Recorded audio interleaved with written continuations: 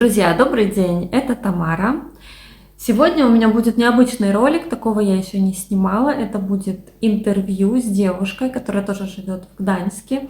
И таких интервью я сниму несколько с разными людьми, которые приехали в Гданьск из России, из Беларуси, из Украины, которые ведут здесь бизнес, которые работают здесь, нашли работу не по специальности.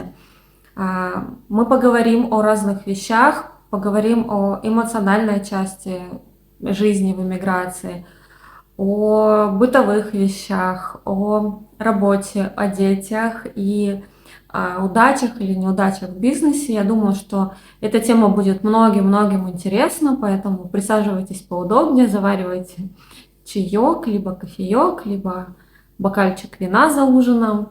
И желаю всем приятного просмотра. Сегодня моя героиня Юлия, с которой я познакомилась буквально недавно, и увиделись мы с ней на самом деле сегодня первый раз в жизни. Она пришла ко мне в гости, чтобы дать мне интервью.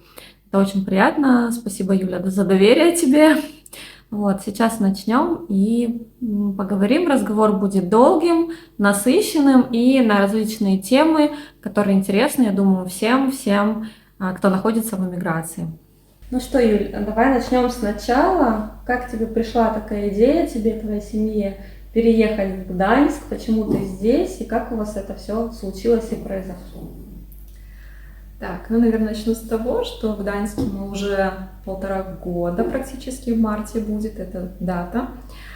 Мы не спонтанно переехали, скажу так, потому что знаю, что многие переезжают, грубо говоря, чуть ли не в один день, там, либо через неделю. Вот, это не наша история, мы долго к этому готовились, шли практически 1,5 года. До того самого момента X, да, вот, Идея, наверное, формировалась годами, потому что многие вещи, которые были там, нас не устраивали. Вот, мы хотели что-то поменять, но не знали, в каком направлении двигаться, чтобы что-то поменялось, да, в каких-то сферах. И у нас в шухлядке лежала карта поляка мужа, да. Ого! Жалко, у моего мужа такая карта не валяется. Да, и мы подумали, что это будет, наверное, самый быстрый и легкий способ что-то изменить, переехать, попробовать в другую страну, в данном случае в Польшу, потому что здесь нас ждала более легкая легализация на основании такого документа, да. Плюс у дочки тоже потом сделали карту поляка, ну и я уже шла со своей семьей по воссоединению. И я понимала, что если уж переезд, то это будет Польша.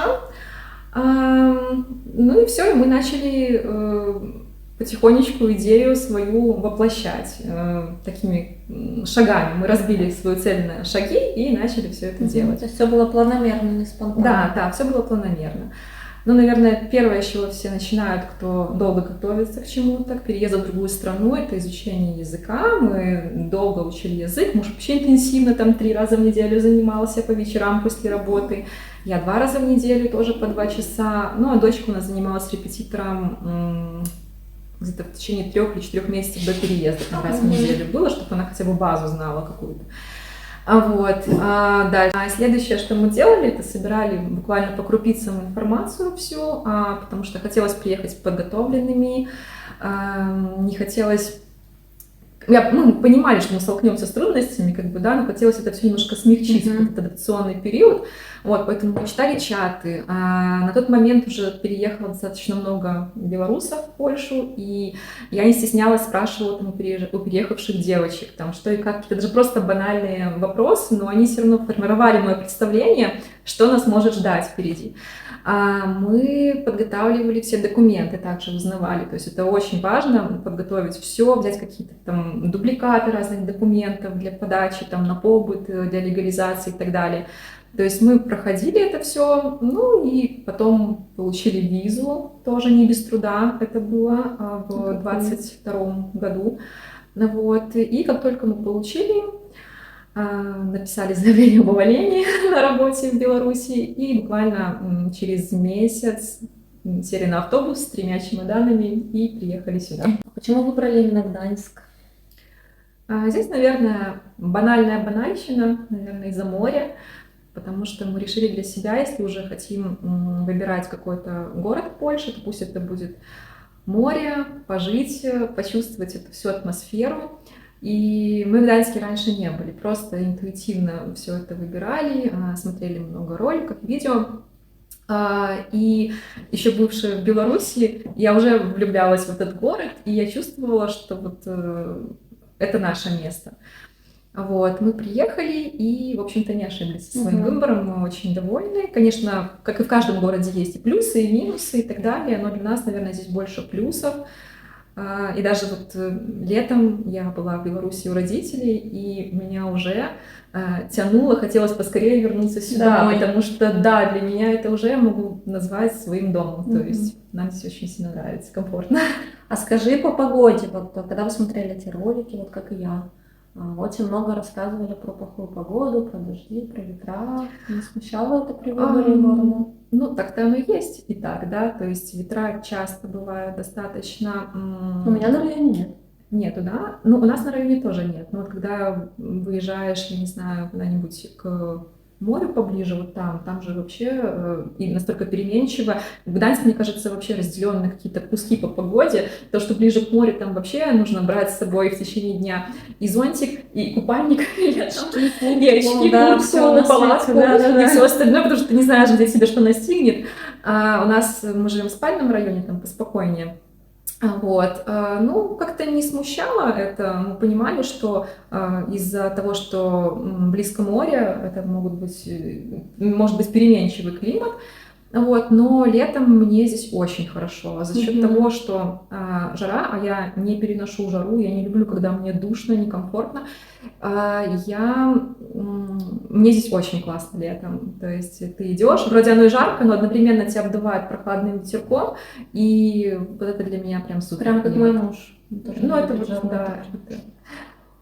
Да, потому что когда в Беларуси ты сидишь, работаешь в офисе, за окном жара, плавится асфальт, и ты не знаешь просто, куда себя деть. Для меня это временами было просто невыносимо. Ну, это тоже хотелось очень сильно изменить.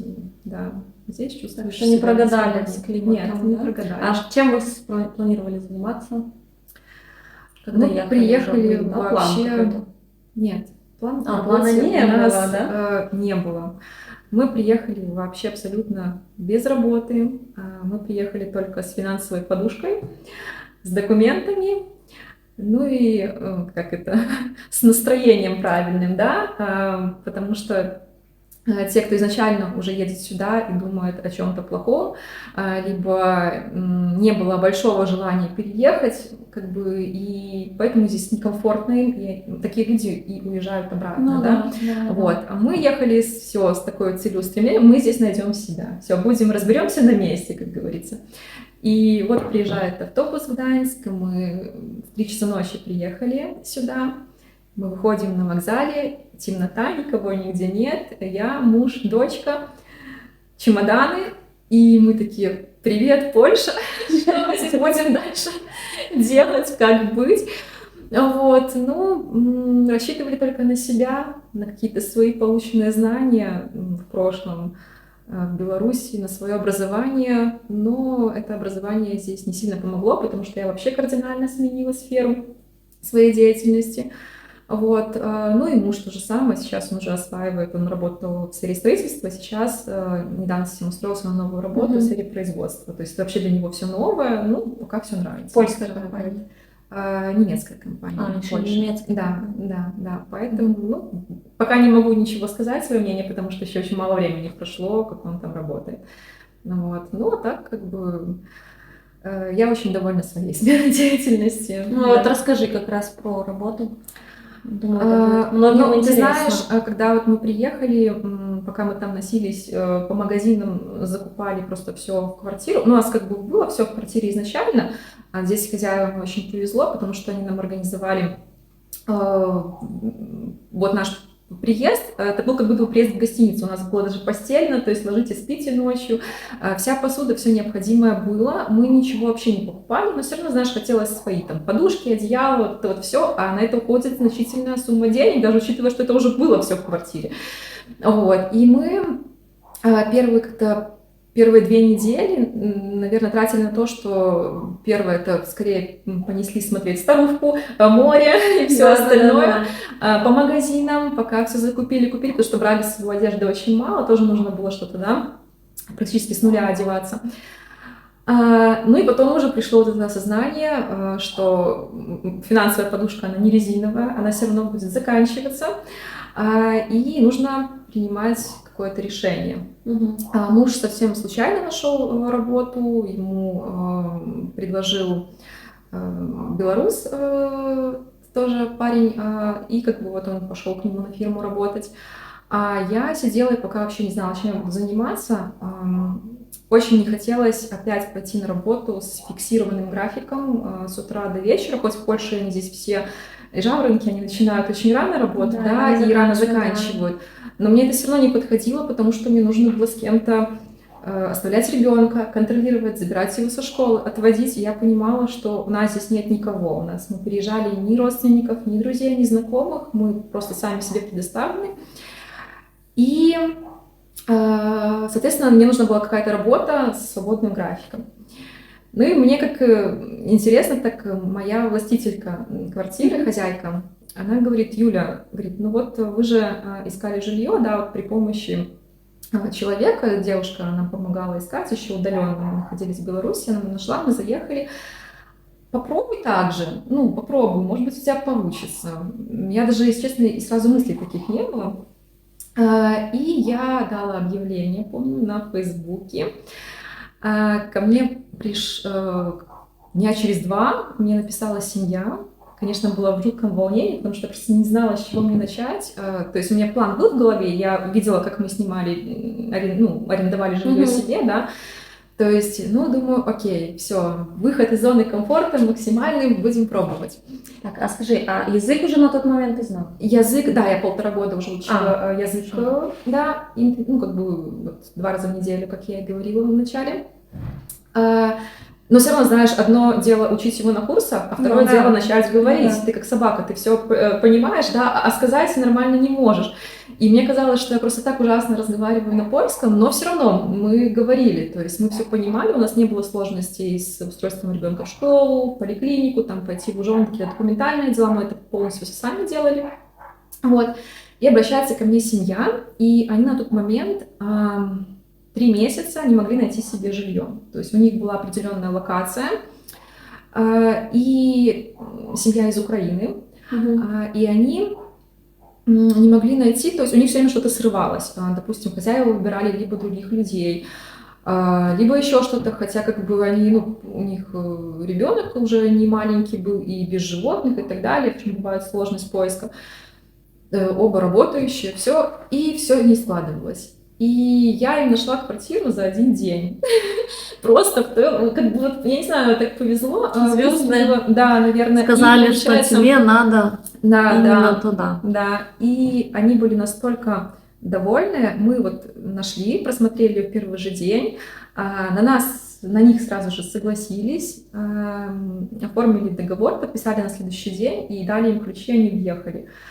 Но насколько была счастлива я, это не передать было словами, потому что это на самом деле, это для меня было какое-то... У меня получилось. То есть я разговаривала с поляками на польском, они меня поняли, все друг друга поняли, понравились. Ну и все как-то понеслось, и потом уже после первого раза уже как бы вторая семья обратилась и так далее, уже не было проблемы потом заселять там и с маленькими детьми, и с животными, и тот, кто работал, не работал, и удаленно, и так далее, то есть уже прошла такой долгий путь, у меня уже большой опыт, я могу сказать, в аренде. Вот. Ну и как-то вот так. Наверное, мое мнение находится... Вот здесь можете смотреть. Вот здесь будет контакт Юли. Можете подписаться на ее Инстаграм и обращаться. Минутка рекламы. Спасибо. Вот. Как-то все закрутилось, да, понеслось. И сейчас я в аренде уже, конечно, как рыба в воде. И не даю никакой рекламы, просто работаю по рекомендации, потому что много отзывов от людей приятных получала. И ты знаешь, в чем, наверное, самый кайф от этой работы, то, что я вижу результат своей работы. Я получаю обратную связь, потому что когда работала в Беларуси с документами, какая-то была такая работа, я не видела отдачи от этого всего. Никакой реакции. Не было никакого, просто ты работаешь, бывало так, что ты мог на мусорку просто работать, да, и меня это абсолютно не устраивало, ты просто по течению плывешь, и у тебя никакого энтузиазма от этого нет, ничего. А когда здесь ты находишь, люди довольны, и все, и у тебя какое-то прям еще огромное желание еще там людям помочь и так далее, потому что у всех абсолютно разные ситуации, и зависит все от того, насколько я хорошо поработаю, и насколько у меня будет хороший контакт с владельцами квартир. Потому что если я, допустим, ищу удаленно людям жилье, то выбирают меня, да, а не тех людей, которые находятся там. То есть они их даже не видят. Бывает, фотографию покажу, и все. Но как бы они сдают в первую очередь мне. Ну и поэтому здесь самое главное — это наладить связь с хозяином квартиры, и потом уже приезжают люди, их заселяем, все успешно. Ну, а вообще с клиентами какие-то проблемные клиенты были? Конечно. Часто, много, либо нет? Нет, не часто, но были такие моменты. Поначалу у меня были неприятные моменты, когда вроде ты работал там 2-3 недели, людям помогал, искал жилье, и потом в какой-то момент, то есть когда у нас уже назначен был день ехать к нотариусу, там, делать акт нотариальный, когда хозяин взял день отпуска для того, чтобы с ней подписать договор, и вы уже вот-вот, и они просто за час до этого звонят мне и говорят: мы передумали снимать, мы вот решили остаться в своей, и положили просто трубку. Ни спасибо, ни здравствуйте, ни до свидания. И для меня это еще тогда, когда, ну, то есть еще в самом начале, как я начинала, это был такой какой-то стресс. Я даже этого не ожидала, что такое может происходить, потому что я была уверена, что мне попадаются прям все хорошие клиенты, все люди, да, хорошие. И здесь такое, скажу честно, я даже расстроилась. Я сидела, плакала. Я хотела спросить, плакала? Да, я понимала, что, ну, ничего страшного не произошло. Мне просто было жалко, наверное, потраченного времени и сил. Ну, обидно. Обидно, да, потому что действительно я уделила им очень много времени, мы просматривали разные варианты квартир, мы ездили, а это же все, ну, ценность, да, я как бы ценю очень свое время здесь. Ну и просто, и вот это отношение, когда тебе просто звонят, и если бы, знаешь, сказали там: извините, такие-то обстоятельства, либо еще, а просто меня так раз поставили перед фактом, и все, и ни здрасте, ни до свидания, положили трубку. И что ты делаешь, да? Ты же ответственен перед властителем. Я звоню ему, объясняю, что вот так мы к нотариусу не едем, все отменяйте. Ну, взяли вы день выходной, как бы, ну, ваше время не ценят, извините, как и мое. Вот, ну, как бы, вот. Потом были разные какие-то случаи еще, там тоже бывали люди в последний момент куда-то исчезали, ну, тоже такой человеческий фактор, когда недобросовестные попадались, но в основном, наверное, 95%, ну, мне на людей вот везет, все хорошо было. Ну, это здорово, да. Будем надеяться, что так и будет. Да, ну, ты знаешь, я тебе скажу, что спасибо тем людям, которые все равно принесли этот негативный опыт, он настолько формирует характер. Вот сейчас, мне кажется, если вот что вот, ну, такое подобное либо случается, либо там где-то отказ какой-то, либо еще какие-то срывают сделку, вот, или что-то в этом роде. И я вообще, мне настолько все равно, окей, ну нет. И ты знаешь, я заметила, что когда такие люди вот уходят плохие, на их смену 2-3 новых классных приходит человека. Вот, ну, наверное, закон какой-то такой. И думаю, что так и дальше будет. Поэтому обращайтесь, я вам помогу найти действительно хорошую квартиру. Скажу вам, что у меня получается это очень хорошо, и я не буду этого скрывать. Поэтому контакты есть. Да, я ставлю Юлины контакты обязательно под видео, так что я думаю, много людей посмотрит ролик, тех, кто в поиске, те, кто думает о переезде, потому что даже сегодня мне писала женщина, очень часто, не каждый день, но раз в неделю мне точно кто-то пишет в Инстаграм, задают всякие вопросы про переезд. Сегодня про погоду, кстати, про ветер спрашивали, поэтому я вот тебя тоже спросила, что ты думаешь, что заснять там погоду. Ну, я сказала, что особо нет, но я его не ощущаю вот так вот, что вот прям ветер. Вот, так что я думаю, Юля будет очень многим полезна.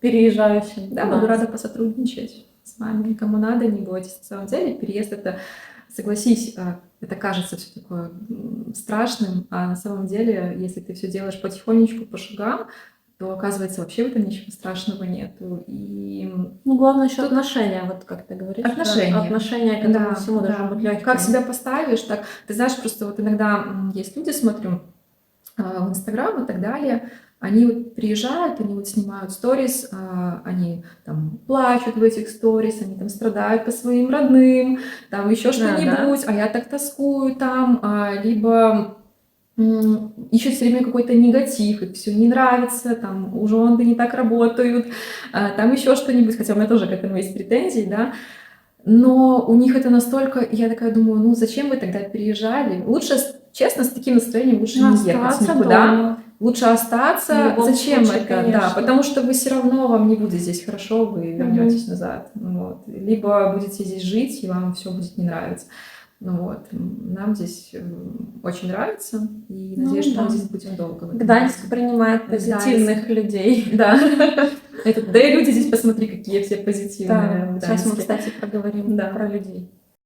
Вот сейчас хотела бы затронуть эту тему, такую животрепещущую, которая тоже очень интересна. При миграции ты остаешься тут один со своей семьей, переезжаешь совсем в новое место, новая страна, новые люди. И вот как тебе здесь живется в этом плане? Как тебе менталитет поляков? Есть ли у тебя здесь, появились ли друзья? Или, может быть, они... не было, да, ты говорила? Да.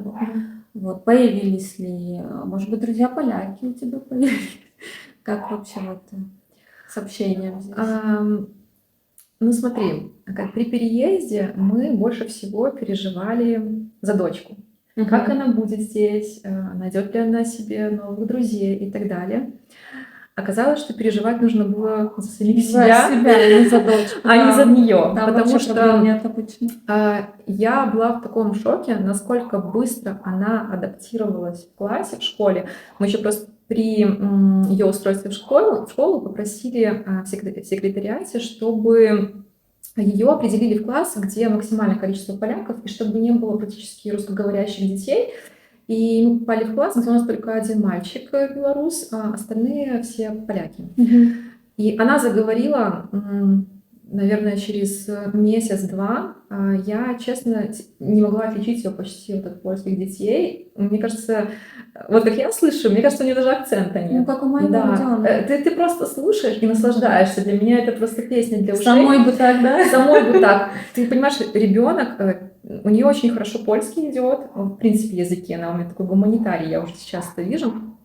Она диктанты со слуха, как пишет на одни шестерки, да, в Польше же максимальная оценка 6, вот, и она лучше в классе практически по вот этим вот написанию диктантов, сочинений, чем даже сами дети польские, то есть меня это вот очень удивило. И ты знаешь, она познакомилась, она нашла себе подружек в школе. В этом плане у нас вообще сейчас проблем нет. То есть и она ходит в гости к девочкам-полькам, и они к ней приходят в гости. Ну, здесь вообще все хорошо. Если касательно уже нас, то с этим сложности некоторые есть. Потому что, понятное дело, что, наверное, как и у любого человека, когда вот ты... Наверное, дружба закладывается еще в период юношества, детства. И ты с этими друзьями потом вот общаешься, поддерживаешь отношения, там, братья, сестры, там, да, остались в Беларуси и так далее. Сюда ты приезжаешь, и уже сложновато найти такой вот контакт с людьми, чтобы ты чувствовала себя с ними комфортно, без зажатий вот этих, да, наладить. Знакомых много, да, здесь знакомых мы много приобрели.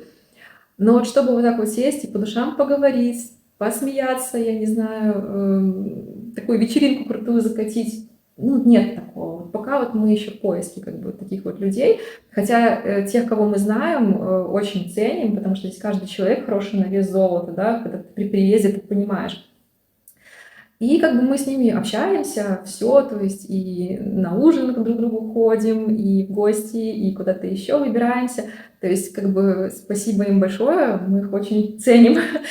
Ну, пока да, таких вот друзей нет. Может быть, их и не должно уже быть, я не Ну, знаю. может быть, еще времени Может мало быть, еще прошло, на времени самом мало, деле. да, прошло, как бы, ну, вот по каким-то таким моментам, короче, ну, скучаешь по тем людям, которые остались в Беларуси, но понимаешь, что ты сюда приехал, наверное, не за тем, чтобы заводить какие-то прям уже супер дружеские отношения, а немножечко за другими вещами. Ну, просто по себе знаю, мы переехали там 1,5 года назад, первые полгода ты такой, как это называется, что делать, а куда позвонить, но я еще языка не знала, то есть там не до этого было. И я начала ощущать эти моменты уже вот летом только, уже спустя год, что мне чего-то не хватает. Это знаешь, Вот, когда уже хочется поэтому. собраться с кем-то шашлыки и пожарить, Мгм. или еще, и ты уже начинаешь так и думать, так, Ну да. так. Да. Есть Да, такое. есть такое. Ну, я думаю, что да, просто нужно время, наверное. Ну, я просто, ты знаешь, смотрю многих людей, я думала, может быть, только у меня так, либо, ну, оказывается, это практически у всех так. И кто вот в Инстаграм подписан на девчонок, кто тоже здесь ведет блоги свои и так далее, они тоже об этом говорят, то есть такая открытая Ну да, тема. но и при этом я заметила, что всем не хватает общения, все его хотят. Но при человек этом, существо наверное, социальное, уже хочется. и в определенном возрасте, в 10 лет, классно находить сразу Да. себе лучшего друга. Завтра у тебя уже лучший друг. Сейчас, конечно, сложнее с этим Сложнее, моментом. да, уже каждый с какими-то такими своими. Ну да, надо найти Да, человека нужно найти. близкого. Это иногда кажется он близким, но там при близком рассмотрении оказывается, что, наверное, Что-то не то. ну да, что что-то да, как бы есть еще такое. не хочется Ну, вот так да, сближаться сильно. А с польскими друзьями? Нет, у нас еще нет таких вот прям хороших знакомых поляков. У меня есть, знаешь, специфика моей работы такова, да, что я общаюсь с поляками постоянно, и просто как деловые отношения, то есть они уже ко мне обращаются, там, Юля, ты нам таких классных жильцов заселила, вот у меня еще есть квартира, там, помнят обо мне все время, вот у меня там еще есть, засели, пожалуйста, еще таких же классных людей. В таком только в плане профессиональном. Ну, а так еще нет. Ну хорошо. А как вот как у тебя мнение, как о людях? В отличие от белорусов, может быть, вообще там как-то в менталитете какое ты увидела различие, может быть, что тебе нравится, может, что-то нет, не знаю. Ты знаешь, что я ценю в поляках, то, что им на всех все равно. Я бы, наверное, так сказала. Они живут, им главное, чтобы было все хорошо у них в семье. Мне кажется, они особо никого не обсуждают за спиной, все спокойно друг к другу относятся. То есть, знаешь, нет такого, как там в Беларуси часто там сидели и начинаются там какие-то за спиной, там кто-то что-то обсуждает и так далее. Может быть, здесь у них тоже это есть, но это так не видно, незаметно, потому что каждый варится как бы в своей семье, каждый переживает, чтобы у него все хорошо было, это самое главное. Вот это, наверное. Дальше я поражаюсь их терпению, их какой-то медлительности для нас. Мы привыкли жить в очень быстром темпе. Если мне нужно этот документ получить, мне нужно его сегодня, да, или завтра. Здесь польская бюрократия говорит, так, притормози на месяцев 8, 6, там сколько, и просто подожди эти документы, хотя тебе кажется, у тебя вот все, ты подал, просто можно на следующий день взять какое-то решение дать по ним. Нет, мы даже по карте поляка, вот мужа с дочкой и мой опыт, мы ждали 8 месяцев с даты подачи документов. Это не так страшно. Ну да, но ты знаешь, были кейсы, когда и за 3 месяца почему-то. Люди, наверное, зависит от инспектора. От инспектора. Да. Потому что у нас как-то, мне даже показалось, это было долго все равно. Ну, это получили, уже немножко так расслабились, ну, уже нужно думать о подаче документов мужа на гражданство с дочкой, то есть опять начинается новый этап сбора документов и так далее, то есть здесь эти, наверное, документальные какие-то вопросы, они не прекращаются. Вот, и поэтому вот от поляков хотелось бы, наверное, какой-то иногда скорости, быстроты реакции на все, потому что ты все время думаешь, что ты как-то быстрее, чем они. Может быть, это в Гданьске так, я не знаю, потому что когда мы, например, в Варшаву приезжали, там они все равно, у них другой ритм жизни, да, столица, они там такие все тоже быстрые, шоферные, а здесь, наверное, море, курорт, йод, который успокаивает их, и они такие как бы ходят. Заканчивается рабочий день, ни одного поляка на рабочем месте просто не увидишь. Все, у них семья дальше. Они поехали по своим делам, И немножко не так, как в Беларуси, там люди, и я знаю, часто и остаются, работают и так далее. Здесь же они, наоборот, говорят, попробуй только остаться после работы, все, у тебя работа закончилась, уходи. То есть даже Но как мне бы- это нравится. А мне это тоже нравится, ты знаешь. Я еще привыкла Люди здесь... умеют жить. Живут. Ну, Люди живут, они занимаются какими-то своими делами, спортом, Да, да, вот, да. очень развита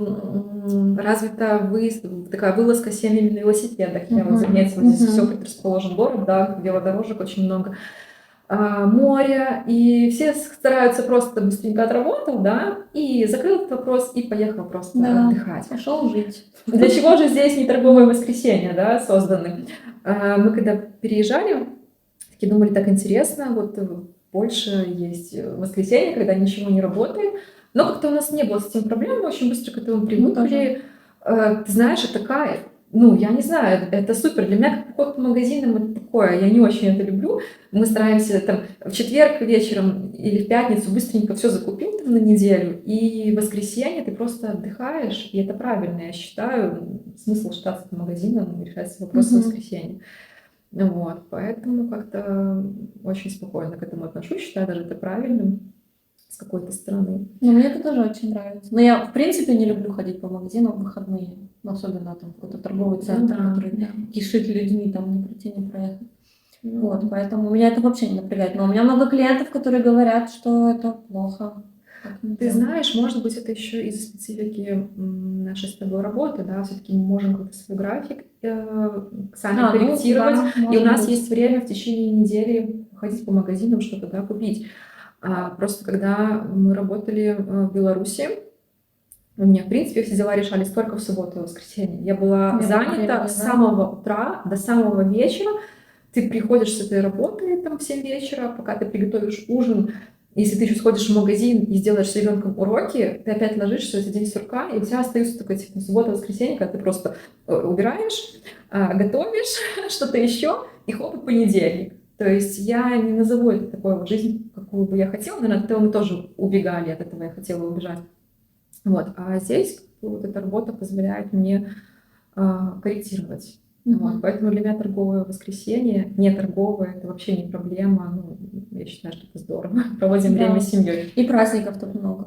Праздник на праздники, праздник на праздники. Я не люблю вот это устраивать длинные выходные. Да. Еще и то есть в течение года. Но сейчас я прекрасно к этому отношусь, меня это никак не смущает. А когда мы только приехали, надо было песель делать, и все, там такой святой какой-то праздник, потом такой праздник, потом еще что-то. Потом у них после праздника еще день, чтобы я думаю, как мне сделать документы, когда постоянно не торопись, на спокойнее. Да, спокойнее.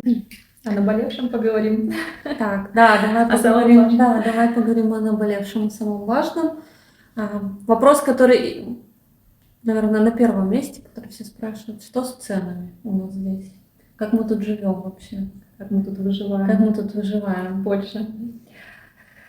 Я думаю, что ты тоже успела заметить, что в связи со всеми событиями, да, которые происходят, в связи с огромным притоком иностранцев в Польшу, цены, я чувствую, значительно выросли. Вроде как это было 30%, но мне кажется, что даже больше. За 1,5 года. За 1,5 года просто маханули. Да, в этом плане нам, наверное, не очень повезло.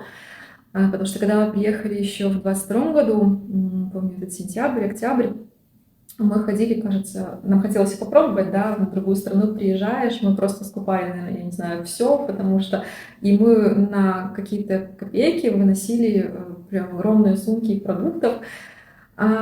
И как-то сейчас уже я смотрю, что на те же самые деньги, что мы тратили раньше, если взять этот чек, сохранился даже мой первый чек из Лидла, где мы просто закупали все, я просто специально его сохранила, чтобы потом посмотреть, вот, ну, что мы покупали, на какую сумму это было. И сейчас на эту сумму мы бы, наверное, только половину так точно. Я это вот чувствую и вижу.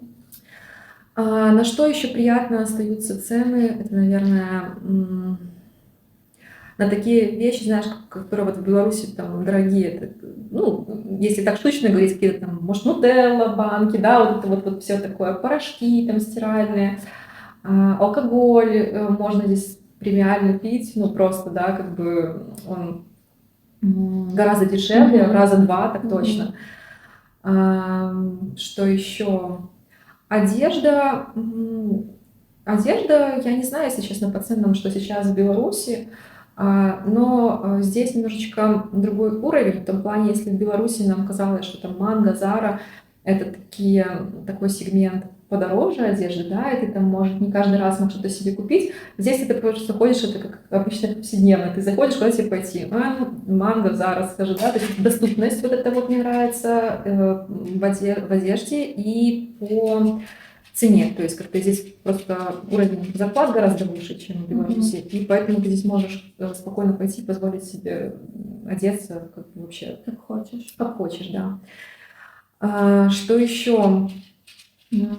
По поводу, наверное, скажи мне, знаешь, по поводу продуктов. Что в Беларуси и что здесь? Какая разница, что ты заметила? Ты знаешь, единственное, мне не было такого, что мне там чего-то сильно не хватает. Продукты мне польские нравятся. То есть и молочка очень вкусная, хотя как вы говорили, что в Беларуси самое вкусное, ну, не знаю. То есть Да, многие говорят, больше. да. Ну, она, да, вкусная, как бы, но здесь вообще ничем не уступает. Мне очень сильно нравится. Что это? Легко, да? Я на минуту забегу. Давай. Остановиться там запись.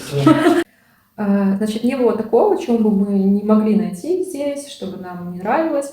Были проблемы с какими-то такими штучными продуктами, да, многие спрашивают, там, где купить вкусную селедку, там, Ну да. или еще что-нибудь, но все эти продукты найдены, я уже примерно знаю просто, что и где покупать, так что если можете написать мне в Инстаграм, на самом деле это хороший вопрос, ну, потому что действительно многие тоскуют, да, знаешь, за вкусными, там, я не знаю, солеными огурцами в банках, потому что они же сильно уксус добавляют. Я не люблю их вот эту уксусную продукцию, всю там, мы это не берем ничего, но как бы определенная фирма уже найдена, да, то есть что могу посоветовать.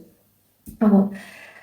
И опять-таки не понимаю людей, которые очень сильно тоскуют и говорят: Господи, как мы тут убиваемся, нам не хватает глазированных сырков белорусских, сгущенки. С этой сгущенкой Мне просто кажется, я не сгущенка знаю. тут вообще так, ну не знаю, сгущенка. Я не знаю, кто ее так сильно ест. Ну, я просто, чтобы за ней так сильно тосковать. Вот, но это какая-то вот, я видела тоже у многих людей, все, там, без сгущенки жить не можем. За хлебом сейчас еще. Хлеб, ну вот хлеба черного бывает не хватает. Реально не хватает? Ну да, потому что в Беларуси действительно очень вкусный черный хлеб, там бодр, там Мне приносила знакомая, ну хлеб, хлеб, я не знаю. ну просто вот мы было. привыкли, да, вот. Но, знаешь, здесь в последнее время начало означать, в жабках начали продаваться, и причем очень вкусный, мы недавно покупали черный хлеб, он практически один в один похож на наш, и здесь, кстати, и пельмени начали уже хорошие продавать. Пельмени, да, пельмени Да, я мы уже уже нашла нашли, вкусные, да, да, да. если что, пишите, расскажу. Потому что здесь пироги в основном, да, Да. а как бы за пельменями мы тоже так тосковали немного. Ну, кстати, интересно, я пельмени, ну, для меня это всегда такая была еда. Ну, Это просто как фастфуд, вот, ты когда тебе совсем, нечего да. вообще, и там где-то валяются пельмени, я их могла поесть. Ну, хотя я их любила, но вот никогда так вот прям. Да, И тут я нашла пельмени, что мне захотелось, купила пельмени. С каким удовольствием я их поела, Да. как это было вкусно. А вот сейчас вот я, ну просто я знаю уже эту марку, я ее покупаю. черная. Прям, нет, она такая сине-белая. Сине-белая. Сине-белая, да. Мгм. Не помню, как называется, но если надо будет, то я уточню. В магазин зайду. Да. Вот, и прям с таким, ну, прям вкусно, прям вот настоящие не пироги. Пироги я на самом деле не особо люблю. Вот, и прям я получаю истинное удовольствие, едя Ну да, эти бывает, пельмени, да, просто вот какие-то такие мелочи. Вот, потом, что еще бывает, не хватает, не то, что не хватает, я просто любила покупать там зефиры, здесь в Польше, в принципе, нету такого продукта в продаже. Ну, опять-таки, все решаемо, Господи, попросите знакомых, вам просто посылочку пришлют. Украиночки в магазины, да, сейчас уже как бы, это не проблема, ни с сушеной рыбой, ни чем-то еще таким. То есть просто, наверное, бывает захочется, но из этого мы никогда не строили какой-то трагедии, что, Господи, нет сгущенного молока. Нет, такого не было. Здесь мне всего хватает. И мы, когда приехали, Да, скупали просто все в магазинах, все пробовали. Ну и сейчас уже наоборот, знаешь, хочется вообще какой-то обычной еды, уже не хочется ваших этих там прошутто с сырами с плесенью, да, которыми мы это было объедались. вообще, да, поначалу Потому что постоянно так все просто, дешево, да. доступно, ты просто Когда ты видишь этот сыр за 3 злотых, ты просто начинаешь... начинаешь. А что с весом после этого всего? Все нормально было? Нет, не нормально, нет, даже нет. Я в какой-то момент почувствовала даже свои щеки, мне кажется, что Да. они... Но, да, я уже вот в процессе, можно Я в сказать. процессе, да. Да, если не сорвусь, то просто пустый шварток на носу с Да, пончиками. а там, знаешь, если не съешь пончик, то год не удался.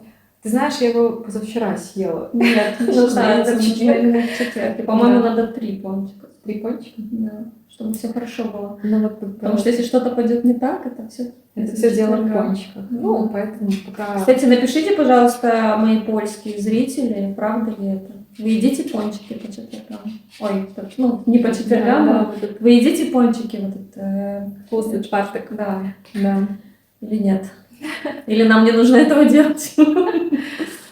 Но очень сложно отказаться. И ты знаешь, я в Беларуси я практически не ела. Я сладкого редко когда покупала, выпечку я тоже крайне редко. Это было просто... Зачем? Если кто-то угостит, например, либо... Но здесь это же просто какая-то катастрофа, в прямом смысле этого слова, когда я вижу эти горячие круассаны, лежащие в Лидле, вот эти пончики, они просто наивкуснейшие. Выпечка здесь просто потрясающая. Какую там пекарню, цукерню не зайди, тебе хочется чизкейки разных видов. Это же просто сумасшествие какое-то. И вот здесь начали так налегать на это все. Да. У нас постоянно что-то дома здесь сейчас лежит из сладенького, какие-то булочки, что-то еще, но уже стараюсь как бы все рот на замок. Я уже потому что- тоже успокоилась, занялась спортом, так что уже дело идет на спад. Да. Ну, ты знаешь, оно уже, когда наешься, этого всего уже потом не хочется. Да. Сейчас уже как-то хочется просто обычной какой-то простой еды, и уже мы так не покупаем, как раньше в магазине. Уже Ну, то есть проблемы с продуктами не стоит в Польше, да? Нет, проблемы с продуктами точно не стоит. Это видно, по-моему, довольно. По моему. Поэтому, да. Поэтому сейчас уже будем деть. Ну вот я говорю, что смотрела в Инстаграме тоже одну свою знакомую, которая приехала в Беларусь и восхищалась количеством продуктов, которые она видит. Я немножко не поняла ее, потому что мне кажется, тут проблемы вообще нету. Тут куда ни зайди. Не знаю, у меня любимый магазин Леклерк. Там есть, мне кажется, вообще все. Вообще все на любую тему. Как может тут не хватать продуктов? Ну, это какой-то тоже тоска по родине. Это она говорила, что ей здесь не Да, ей хватает. здесь не хватает. Но может, ей просто каких-то определенных продуктов? Да нет, ну судя по ролику, что там просто колбаса, там что-то тролливали, вот она такой выбор, думаю, странно. Ты знаешь, я тебе скажу по поводу колбасы. Здесь есть доля правды в том плане, что в Беларуси действительно очень вкусная мясная продукция. Ну, вкусная, да. Да, и она немножечко другая. Здесь нет таких сыровяленых, сырокопченых колбас, как в Беларуси. Вот иногда прям вот, ну, хочется, да, то есть, кажется, вот просто вы приехал, ее просто поел один вечер, и все, да, то есть, как бы... Здесь немножко другое, ну, опять-таки, приспосабливаешься ко всему, и это не первостепенная проблема, Не повод на самом для деле. трагедии. Не повод для трагедии в плане продуктов. Все остальное здесь есть. Как бы. Вот. Я приехала, помню, в Беларусь, когда летом. Я сходила, просто ради галочки купила глазированный сырок, съела. Что еще? Какого-то вкусной мама колбаски купила. Я тоже поела. Суши, потому что в Беларуси прям офигенно вкусные суши, везде готовят. Перевела, так сказать.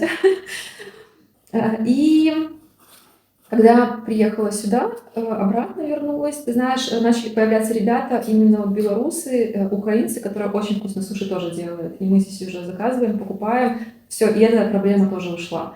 То есть с притоком вот этих людей здесь все ребята также налаживают бизнес, который был построен там, в Беларуси либо на Украине. И все, ты перестаешь вообще париться. Я уже не знаю, мне кажется, уже все есть, все можно купить. Да, ну по продуктам, по еде, по одежде, тем более, вообще у меня нет никакой тоски. сторону моего дома Нет, ушел. уже абсолютно нет ничего такого, поэтому я говорю, многих людей не понимаю. В Беларуси мама говорит, ну, что некоторых продуктов нет действительно на полках, многие бренды, ну, как знаешь, да, поуходили. Здесь этого всего просто навалом, по очень низким, хорошим ценам. То есть вот это мне нравится, доступность. Да. Мы ехали сюда, ты знаешь, за тем, чтобы нам стала доступна хорошая еда, хорошая одежда, возможность путешествовать, потому что очень важно. это очень важно, Сейчас. когда в Беларуси, опять-таки, как было, ты работал весь год, копил на этот отдых в Турцию на 10 дней, там у тебя отпуск был разделен на 2 части, ты ехал там, отдавал все то, что накопил на этот отдых, приезжал и дальше, как белка в колесо, впахивался и работал до следующего года. Это просто меня бесило постоянно и там, хотелось очень сильно все это изменить, поэтому тоже еще одна причина, мы приехали сюда, и вот успели посетить 3 страны за эти полтора года, очень приятно видеть цены на авиабилеты, на поезда цены и так далее, то есть все более доступно, ты можешь, в принципе, в любой момент собраться и куда-то поехать, выбрать страну. Куда вы ездили? Моя любимая тема. Ты знаешь, у меня все время была такая мечта, каждый свой день рождения встречаясь в новом городе или в новой стране, просто в любом новом месте, да, не сидеть дома там с посиделками за столом, а вот именно для меня это лучший подарок, путешествие. И мы отправились на мой день рождения в позапрошлом году, когда приехали в Стокгольм, в Швецию, сразу же, потому что туда просто самые дешевые авиабилеты, там какие-то копейки просто стоили. Мы там побыли 3 дня, потом весной мы летали в Австрию, в Вену. И с заездом я все время хотела, знаешь, побывать в этой деревеньке Гольштадт в горах. Это просто невероятные виды, и пусть там была не очень хорошая погода, но это все равно не испортило впечатление, это было божественно красиво, и я еще раз хочу туда вернуться. Куда мы еще? Вот на день рождения мой в прошлом году мы ездили в Берлин, в Германию. Тоже очень все понравилось. Ну, путешествие это всегда здорово. Конечно. Ну и получается, живя в Беларуси, это было бы... Нет, я даже не знаю, мы бы, наверное, из Беларуси никогда не полетели тоже в Стокгольм, в Швецию. Ну, это просто слишком нереальные деньги. Конечно. И ты знаешь, об этом не задумываешься, потому что когда у тебя есть ограниченное количество времени на свой отпуск, ты вроде тебе и к морю хочется поехать, но потратить его на какой-то город и не увидеть море тоже такое себе. И у тебя все время какой-то выбор стоял, ну, как бы все время выбирал море, да, съездить. Здесь как бы море рядом, Да. можно на него хоть каждый день ходить. А ты там купаешься? Знаешь, купались. Много. Не скажу, что много. Много. Море все равно разное, но ребенка не выгнать. Я не знаю, дети, дети, да, они дети. просто, она туда заплывает, у нее будут губы синие, но она там будет все равно Или плавать. полная, не знаю, как Я это не знаю, работает. как это работает, да. Для меня же, ну, нужно привыкнуть к этому, да, то есть мы заходишь в море, немножечко постоишь, как бы, да, конечно, холодно, но, в принципе, когда начинаешь плавать, особенно в жаркую погоду, все нормально. А на Хеле как классно. На Хеле вообще Мы попали в шикарно. такой жаркий, офигенный день, мы там провели, мы там купались просто. Это Да, было, там это шикарная было вода, супер, шикарное море. Все У меня, кстати, есть ролики и про Хель, и про Юрату, она там рядом. вот там Посмотрите собирать обязательно. там тоже это, да? Юрата — это одна остановка до Хеля, если на поезде ехать. Мгм. Недалеко. Там шикарное место. Тоже буду знать. Ну, вот мы хотим тоже летом туда именно поехать. Не на один день вот так съездить, а что-то снять там, допустим, хотя бы 2 денечка, Да, можно да. на велике Да, покататься здесь, на парках и так далее. То есть там здорово, конечно. Вот. Ну вот, да, переехали, чтобы ребенку дать возможность, чтобы у нее был выбор профессии, образования, чтобы она это упор делала на иностранные языки, потому что это очень важно здесь. Здесь каждый поляк практически хорошо очень разговаривает на английском, и неважно какого возраста, то есть бывает, ты чувствуешь себя таким. Но у меня у Родиона он учится, ходит в сад 5 раз в неделю английский. 5 раз в Да, неделю. 5 раз в неделю. Просто вот от садика. Просто от садика бесплатный.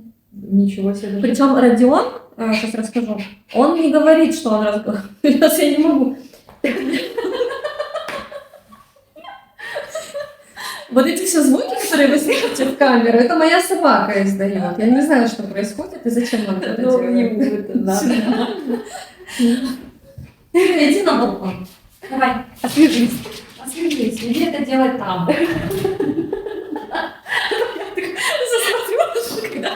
Вы даже не представляете, что там происходит. Да. Вот. Так, и что? И что? Что мы говорили про английский язык, что ли? Да, как раз в неделю были на мастер-классе, который проводился на английском. Я думаю, ой, почему на английском, он же там, я его спрашиваю, он говорит, я ничего не помню, бананы только. Вот уже 2 года он знает 1 банан. Вот. И тут начинают там, что-то спрашивать, говорить, и я понимаю, что он говорит. То есть он разговаривает по-английски. Я мужу звоню, говорю, а ты знал, что Родион по-английски говорит у нас? Ну, видишь, у них это как в губку накапливается, и в один момент выстреливают просто, да, и вот, ну да. Ну, это круто, потому что у нас, я там, слава богу, знала английский, но это не благодаря образованию нашему. Ну, да, английский вот в Беларуси в нашей школе был с 3 класса, а здесь с 1 класса английский, поэтому у меня Янка закончила 2 класса в Беларуси, но все равно здесь пошла, опять-таки, во 2 класс мы ее отдали, чтобы она как-то полегче, это был очень правильный выбор, потому что по возрасту своему она подходила именно под возрастную категорию 2 класса больше, потому что они немножко попозже в школу, точно там с 7, то есть с 8 лет, а она пошла с 6 в школу в Беларуси, поэтому как бы не было этого диссонанса, и все очень правильно получилось. Кроме английского, там же еще немецкий обычно еще. По-моему, с 7 класса немецкий присоединится, 7-8 класс немецкий, и потом они уже учатся и дальше. Давай, что касается детей, вот мы затронули с тобой тему детей, как вот то, что ребенок хорошо адаптировался, это ты уже сказала. По поводу школы, по поводу детского сада, может, что-то знаешь, какая разница между Беларусью и тем, что здесь? Ну, насчет детского садика не скажу, потому что переезжали уже в школьном возрасте. Мы приехали, да, сразу как-то определили ее в школу, как получили прописку в Мигренах, пошли по прописке, и очень нам нравится наша школа. Вообще говорят, что как бы в Гданьске, в Польше таких плохих школ нет. Я не знаю, все как-то довольны. Да, все довольны. Да, очень хорошее питание. Очень хорошее отношение к детям. Ну, просто я не слышала, чтобы кто-то когда-то орал на ребенка. Кричат в школе? Никогда. Достаточно, у них такая учитель, она просто на них посмотрит, да, либо приучит, либо просто так вот покажет, вот, все, они замолкают в классе, то есть дисциплина не страдает, все окей. Что по поводу отличий, домашнее задание. В начальных классах здесь, в Польше, по моему мнению, очень мало домашних заданий. Я бы, наверное, хотела побольше, но это, наверное, зависит... Потому что я училась тогда, мы привыкли, что мы приходили со школы, у нас на следующий день было 5 уроков, и у тебя все домашние задания по этим 5 урокам, и ты просто сначала учился в школе, приходишь, учишься дома, у тебя уже, может, даже болит голова, от этого... Ты знаешь, что ты получишь 2, но тебя наорут там, да, на следующий день, если ты там что-то не сделаешь. Вот ты все это делал, наверное, это просто, что мы такие приученные. А здесь же соблюдается баланс. Детям тоже дают жить. Детям дают жить, да, и мне нравится, вот у них же, по сути, только зимние каникулы, только получается 2 недели официальные такие, да, у них нет каникул осенью, весной, но за счет этих вот праздников, которые у них идут, дети очень спокойненько себе отдыхают, она вообще не перегружена. Да, домашних заданий, они очень редко, когда есть, но мне их очень нравится с Яной делать, я даже сама, ты знаешь, когда по-польски читаешь, что-то там узнаешь для себя новое тоже плюс. Они все делают в рабочих тетрадях, то есть в таких обычных тетрадях они мало что пишут, только если там диктанты какие-то, контрольные работы. И тетрадки абсолютно вот эти обычные отличаются от тех тетрадей, что мы привыкли писать в Беларуси. 2 строчки сверху, там на 3 сантиметра там слева, справа и так далее. Здесь абсолютно такого нет. Это просто тетрадь, где ребенок пишет ручкой, либо карандашом, они простым пишут вначале. У них разрисованы рисунками страницы, они делают какие-то пометки. То есть здесь в ребенке развивают творческий подход ко всему, способность самовыражаться, да, иметь свое я, иметь свое мнение. Мне нравится, что здесь абсолютно можно приходить в школу в чем хочешь, да, если там вот эта вся серость, непроходимая чернота в этой одежде, что ты, ну, просто не переносила, здесь ребенок опять-таки, она сама выбирает, что ей хочется одеть и так далее. У ребенка всегда есть выбор. Выбор в одежде, выбор, как ему вести свою тетрадь, что ему там рисовать, либо не рисовать и так далее. То есть вот в этом, вот, наверное, огромный плюс по сравнению с образованием, к которому мы привыкли.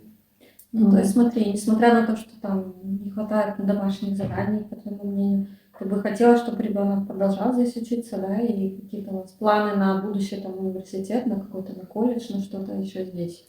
Да, конечно. То есть, смотри, как говорят, да, что в Польше вот у них начальная школа лайтовая такая, да, то уже начиная с 4 класса, когда они уже переходят, у них разные учителя, начинается старшая школа, и там уже вроде как программа посерьезнее гораздо. И у них, ты знаешь, что это нарастающее с каждым годом. То есть дети не сразу же там загружены, они там уже ненавидят эту школу с самого с первого класса, да, они думают, господи, не хочу туда идти. Все это потихонечку. И основное образование, я так понимаю, они получают потом в лицее. Ну и потом уже выбирают, нужно им высшее образование или нет. Да? То есть я как знаю, многие здесь... Нет такого, что ты обязательно должен получить высшее образование после школы. Хочешь, сделай себе перерыв, передышку, иди потом получай это высшее образование. То есть, опять-таки, это все наши вот, в голове устоявшиеся какие-то моменты, и причем я посмотрю, да, независимо от того, получают они образование или нет, по-моему, поляки очень не нуждающиеся люди ни в чем, и живут, и находят хорошую работу, независимо, есть у тебя образование или нет. Вот. Но, конечно же, все равно хотелось бы, чтобы она получила достойное образование, будем все для этого делать, возможно, это будет не в Польше, а в какой-то другой стране, да, очень хотелось в другой стране. Ну, будем смотреть, как это, решать проблему по факту их поступления. Кем она сейчас хочет быть? Есть такие уже? Ну, ты знаешь, она, наверное, хочет быть тем, про кого обычно родители, да, говорят и пока что, то есть какого-то своего такого мнения. Стоматологом. Посмотри, сколько здесь зарабатывают стоматологи в Польше. Ты уже сталкивалась здесь с услугами? Да. И детский. Ну, кстати, по поводу детского, вот ходим в гарнизон. Белорусский. Кстати, очень классный стоматолог, правда, шикарная женщина. Нет, белорусская, шикарный врач. Если нужны будут контакты, я с удовольствием поделюсь. Цена по сравнению с Москвой даже ниже. Даже ниже. Поэтому я вообще... Ну, может быть, тебе как с учетом, ты сравниваешь, может быть, с Москвой тоже. Ну, может быть, да, вот именно с московскими. Поэтому для меня это вообще не было никаким сюрпризом. Все вообще шикарно. И уровень, может быть, технический, да, и там аппаратуры, наверное, и там, подхода самой клиники, он явно выше, при ниже цене. Вот. Про взрослого, да, дороговато, но тоже классный врач, тоже русскоговорящий. Ну, да, но все равно, да, если вот посмотреть, просто я сравниваю, опять-таки, с Беларусью. Все белорусы, кто приезжают туда погостить, и первым же делом лечить зубы сразу же, потому что, ну, это в 2 раза, в 3 раза дешевле, чем здесь. Да, если переводить какие-то цены, ты просто... Если в белорусские рубли, лучше вообще не переводить, потому что это кажется просто зуб вырвать, либо полечить там стоимость крыла самолета. Вот, ну, поэтому и стоматологи здесь очень достойные деньги зарабатывают. Прям очень хорошая зарплата. Но тут момент такой, что если ты не останешься. Стоматолог иностранец, ты должен подтвердить свою квалификацию, там очень сложный экзамен. Ну, если приезжие, то сюда приезжают туда, ты знаешь, что того стоит. Ну, я думаю, что да. Это нужно заморочиться, подтвердить. Как бы к врачам здесь очень хорошо. И видно это по зарплатам, да, как бы, я не знаю, всех врачей или нет, но стоматологи, в принципе, в любой стране мира хорошо себя чувствуют и живут, да, поэтому может быть, да, как вариант. Потому что я смотрю, допустим, какую-то сферу IT, ее, она у меня гуманитарий, я вижу, она, как и я, она не будет сидеть там за компьютером, ковыряться, там, всем разбираться, я уже вижу, что нужно быстрее что-то такое вот, направлять в другие сферы. Ну, видно. Смотрим. Мы, кстати, перешли плавно к теме медицины. По поводу стоматолога понятно, а остальные детские врачи, куда вы ходите или не ходите? Как Фу-фу-фу. вообще? Ты знаешь, мы еще здесь не обращались к врачам. Вот за 1,5 года не было, То слава есть богу, вообще такой не надобности. сталкивались никак? Нет, мы только приехали, мы встали в поликлинику на учет, чтобы просто там быть. А вот с чем пойдем в ближайшее время, это просто вес, рост, вот этот биланс здоровья сделать, да, потому что школа запросила, дала справочку, нужно заполнить у врача. А когда она заболевала, то есть, в любом случае мы здесь болели иногда, редко, но болели, я ее просто дома сама лечила. Здесь же не нужно, допустим, предоставлять справку. Да, не нужно. Если ты там 2 недели, по-моему, сидишь, да, 2 недели сидишь дома, ты можешь спокойно просто написать учителю, что у нас не будет 2 недели, там или неделю мы болеем, и все, тебе не нужно подтверждающего документа. И спокойно сама ее вылечивала, привезенными из Беларуси эти лекарствами. Слава богу, да, я с ним не сталкивалась. Да, поэтому даже не могу пока ничего сказать. Надеюсь, что очень долго я не смогу. Вот, по поводу, могу сказать, сферы услуг. Хожу я только здесь к своим девочкам, да, кто из Беларуси. В принципе, наверное, большинство. Да, ты знаешь, была наслышана про то, что очень сильно отличается в этом плане, вот, если в сфере косметологии смотреть, да, и так далее, что у поляков это не очень хорошо выходит по сравнению с нашими девчонками. Я не стала на себе проверять это у поляков, я сразу же просто нашла людей, своих же, и хожу к ним, и очень-очень довольна. Все в этом плане нравится. То есть любого человека здесь, в любой сфере можно найти своего. То есть проблем с тем, что там пошла к этому не понравилось, такого не было? Как-то сразу попала в цель. Вот прям хорошо все. И маникюр. Оля, привет. Делаю вот сразу у одной девочки постоянно, мне очень нравится. И как-то вот сразу я к ней попала, и все. Тоже наши хорошие знакомые здесь открыли свой салон лазерной эпиляции. Опять-таки, я, может быть, и не пошла бы, да, где-то не искала бы польский салон, а теперь я хожу, к ней обязательно расскажу. Алина, привет.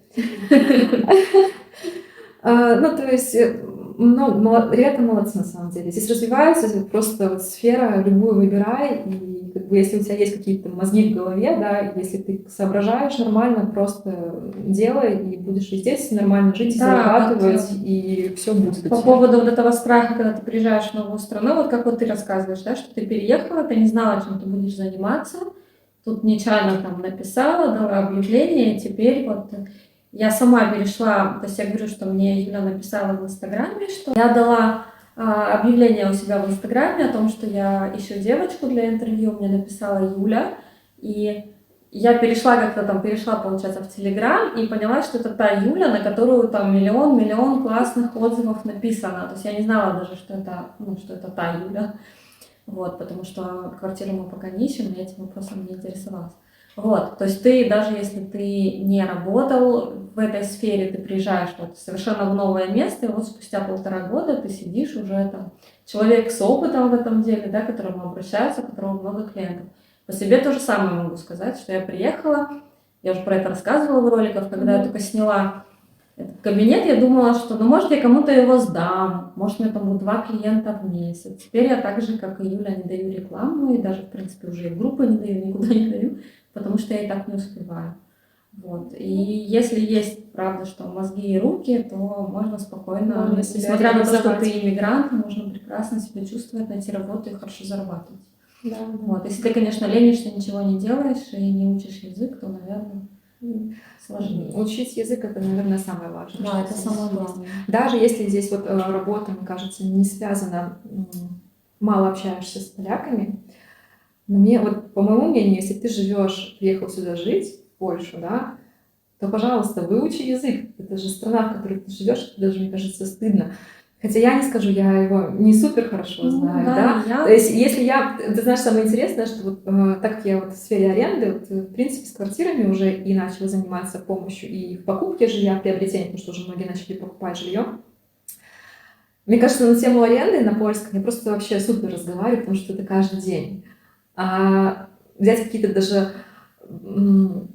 сферы, я не знаю, там, медицины, либо еще куда-нибудь, меня кинь, И честно, я буду испытывать сложности Ну, ты именно с стараешься, ты лексикой. занимаешься, ты Ну да, то есть как разговариваешь. бы, ну да, в этом плане, по крайней мере, самое главное, что мне мой язык позволяет здесь зарабатывать деньги Мгм. и комфортно себя Ну, чувствовать. комфортно А себя чувствовать, поляки, ассимилироваться. да, с ними нужно говорить, они любят вообще разговаривать и очень долго любят разговаривать. И даже если ты говоришь с ошибками, а ты будешь говорить с ошибками, акцент, да, и так далее, но они вот всегда мне говорят: мы очень ценим то, что вы учите наш язык. Ты такая молодец, мне говорят, ты так хорошо разговариваешь, хотя мне кажется, это просто ужасно. Они меня постоянно подбадривают, очень часто слышат посетители квартир, с которыми я работаю, что пани сколько здесь уже, да, живет. Когда я говорю, что я здесь 1,5 года, они просто: как? Ты так хорошо говоришь, как ты успела выучить язык? Я говорю: я еще там в Беларуси учила и так далее. Ну, мы поражены, потому что вот знаем таких-то и таких-то людей, которые живут 5 или 6 лет, и они там день добрый, до видения, и больше ничего сказать Меня не больше могут. всего поражает, когда вот в чатах наверняка тоже читала. Вы представляете, я пришла к врачу, и он мне сказал, чтобы я по-польски говорила. Действительно. Вот как это? Ну, в смысле? А что он должен говорить с тобой? Да, он должен с тобой говорить на твоем, там, белорусском, на украинском или на русском. Ну, тоже.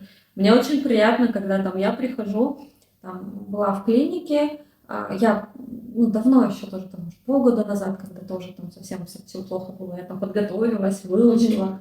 Я с ней по-польски, а потом выяснилось, что она русский знает, она сама перешла на русский. И, кстати, не было у меня ни разу ситуации, чтобы человек знал язык, но не захотел со мной принципиально разговаривать там, на русском. То есть Если... подстраивались. Да, то есть когда мне было тяжело, мне все помогали, никто меня там не бросал в воду, как вот, тоже я читала такие моменты. Но мне опять же кажется, это связано именно с людьми. Ну, то есть как ты, так да, и тебе. так, Наверное, да. такой вот есть.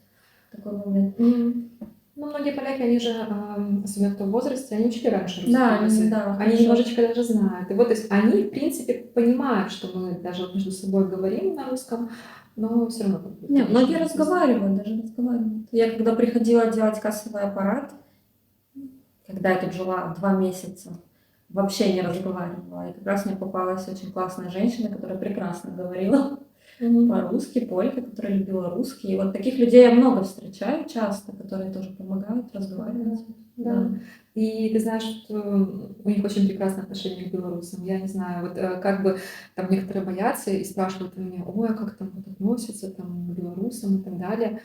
Я еще не встретила ни одного человека здесь, да, ни одного поляка, который бы сказал, там, нет, там, что-то плохое в сторону белорусов. Наоборот, когда пани из Беларуси: ой, а мы так любим Беларусь, а у нас там вот родственники где-то там живут, а мы там приезжали, а мы там знаем, вот в этих городах Беларуси были. Они к белорусам просто шикарно. Вот это вот мне очень, я прям здесь тоже этим воодушевилась, что чувствуешь себя вообще спокойно в своей тарелке, не было какого-то никогда негатива. Да, но вот этот тоже как раз момент, который пугает многих, да, что ты едешь.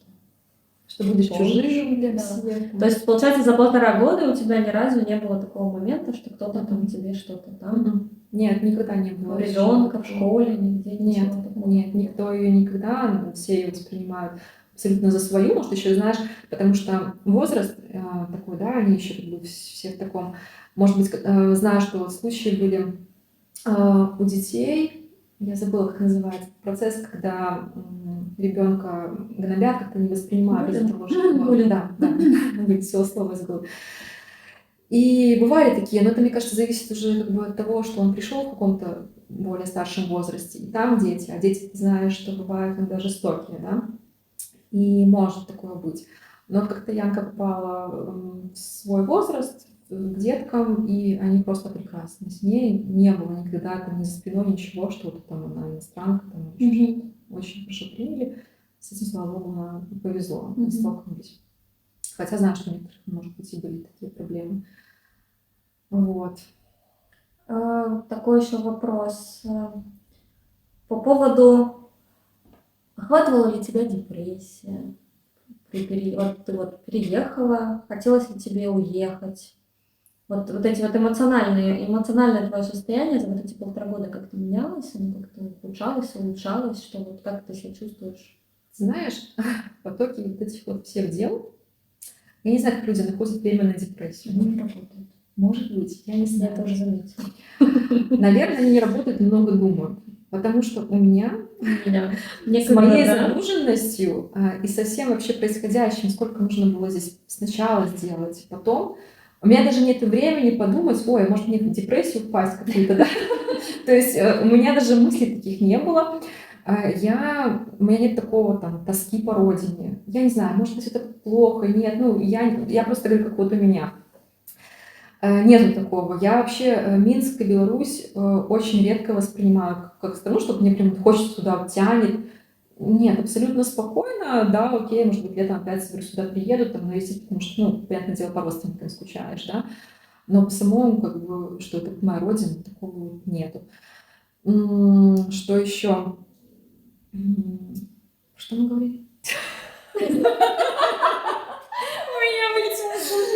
Мы говорили про эмоциональное Эмоциональное состояние. состояние. Да, я такая, думала, что-то к чему это мы К ведем? чему это вообще? К чему мы там ведем? По поводу депрессии, да. Эмоциональные качели у меня были в период именно подготовки к переезду. Знаешь, иногда может быть хорошо, когда ты вот взял, собрал чемодан, на следующий день переехал, ты не успеваешь помнить. Страшно было, да? Оно бывало такое вот и страшно. А что ты будешь там делать, чем ты займешься? А надо ли оно тебе? А не надо ли оно? И постоянно бывало такое вот прям до жути, ты просыпаешься ночью, такой вот думаешь в таком страхе, как тебя воспримут в другой стране. Здесь все стабильно, да, в Беларуси ты получаешь стабильно свою зарплату, ходишь на стабильную работу, у тебя вот все, у тебя островок стабильности такой. А здесь этот выход из зоны комфорта, вот это было страшно. Но когда мы уже купили билеты на автобус, все документы, то есть собрали и все, вот абсолютно почему-то отпустила, и нам было очень спокойно. Я не знаю, вот как-то было очень странно, мы приехали, страх отпустил, потом начался страх, когда уже думаешь, что ты будешь здесь чем заниматься, да, когда за работу сегодня переезжаешь, вот этот вот был страх, мне очень сильно не хотелось вот, да, идти на аналогичную работу, допустим, как у меня, ну, что-то похожее как было, закрутилось с риэлторством все, и очень-очень нравится. Вот, и не было здесь депрессий никаких, я не знаю. Ну, То, что там люди плачут по каким-то там, ностальгируют и так далее, не знаю, мне нет надо это делать. Ну да, то есть надо работать, если ты чем-то занят очень Да. сильно. Нужно Вот думать, как у нас как получилось, тоже да, здесь. что ты вот крутишься постоянно. Вот я сегодня встала в 6 утра, а муж меня вчера спрашивает, что у тебя завтра? Такая, ой. Короче, в 6 утра я встала, отвела ребенка, сходила на спорт, поработала. Сейчас у меня интервью. То есть потом я иду Забрать там за ребенка. Родионом, да, и то есть мне некогда посидеть и подумать, что у меня сегодня плохое настроение. Ну да. Если бывает, допустим, свободное время, был такой, Гданьск, в принципе, Троймясто, такой в плане недвижимости сезонная Да, локация. Вот, у меня были спокойные такие месяцы, там, декабрь, начало января, ноябрь. И даже тогда, когда, в принципе, у меня было свободное время, я все равно находила себе кучу разных каких-то занятий, и не было такого, чтобы там депрессия какая-то была, не знаю. Вот, поэтому, может быть, у нас еще не наступил такой период, потому что говорят, что ты вроде сразу живешь в каких-то розовых очках, потом через год может наступить такое, что тебе резко как-то плохо становится. Мне это говорили, но я вот уже, получается, сколько уже почти 2 года живу в этих очках, и что-то не снимаю. Что-то не снимаю. Ну, вот я надеюсь, что... Ну, я вижу по себе. Мне очень нравится город. Я не знаю, что должно такое произойти. Надеюсь, такого ничего не произойдет, что нам захотелось сюда уехать, и мы бы как-то разочаровались. Абсолютно спокойно. Да, сегодня была девочка, накрашивание волос, тоже из Беларуси, мы с ней разговариваем. Она говорит, мне так приятно с тобой разговаривать. Ты мне рассказываешь, что мне тут нравится, а ты меня поддерживаешь. Ну да, потому что все равно бывают часто люди, встречаются, которые все равно чем-то вот недовольны, они там хотят домой или что-то там у них происходит, вот, что-то там сравнивают, ну как бы вот получается, что мы не из них. Да, это очень хорошо. Вот мы уже точки соприкосновения находим. Да, и какие бы ты, вот, не знаю, 3 самых главных совета дала бы людям, которые хотят приехать сюда? На что обратить внимание или на что там, что самое важное при переезде? В эмоциональном плане, либо ты именно в таком любом? 3, мне кажется, я, наверное, 10 могу вещей. Давай 10. Наверное, просто вот расскажу по пунктам, да. Мгм. Первое, если у вас есть время на то, чтобы подготовиться к переезду, язык это просто обязательно. Первый пункт. Все, взрослые, дети, неважно, все учим язык. Второе, напишите список себе, составьте всех документов и дел, которые вас ждут, если вы собираетесь легализовываться здесь на месте, сделайте дубликаты, все узнаете, как бы мы даже еще бывшие в Беларуси, в апреле месяце я вставала ночью, ловила дату на то, чтобы в октябре по приезду податься на ПОБу, чтобы мы вот просто сразу вот, как бы не через секретариат, там, не через канцелярию, вернее, да, чтобы мы подали эти документы, а просто сразу с отпечатками. И эту дату нужно было ловить еще тогда. Удалось. Удалось, да. И мы вот на конец октября уже были записаны, хотя у нас еще даже ни виз, ни билетов не было на руках, но мы уже, уже записаны. Да, были записаны на подачу документов, Да. да. Дальше что? Мониторьте чаты, не стесняйтесь спрашивать у людей, никого здесь не напрягайте, все помогают друг другу, все были в ситуациях таких, кто готовился к приезду, приехал, страх и так далее, все через это прошли, люди, я знаю, что спокойно советуются, говорят что-то, да, то есть вы не будете ощущать себя здесь чужим, потому что здесь, посмотри, сколько русскоговорящих людей в любой сфере, куда бы ты ни обратился, везде. Дальше, что еще такое важное? Наверное, не бойтесь что-то поменять. Все говорят, да, мы приедем, если что-то не понравится, мы уедем. Но не настраивайте себя на это. Тоже не надо себя программировать, что я пойду-ка посмотрю, что там, и вот я вернусь, если что, я вернусь. Эти мысли, они тоже так, как бы, знаешь, могут... Мы знали, что мы приедем, будем здесь жить. Все, никаких там «я вернусь», это мы отметали просто вот сразу. Все на позитиве было. Ну вот, не знаю...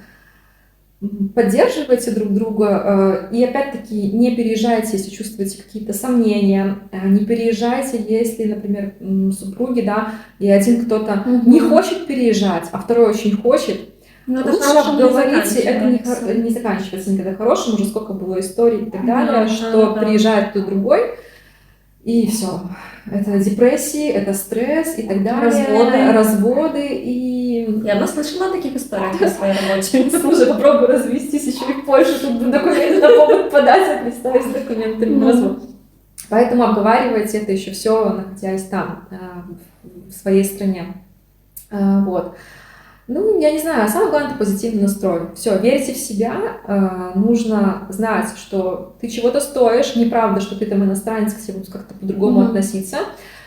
Умей ставить себя, умей общаться с людьми, разговаривать, не бойтесь просить помощи, во всем просто сами разбирайтесь.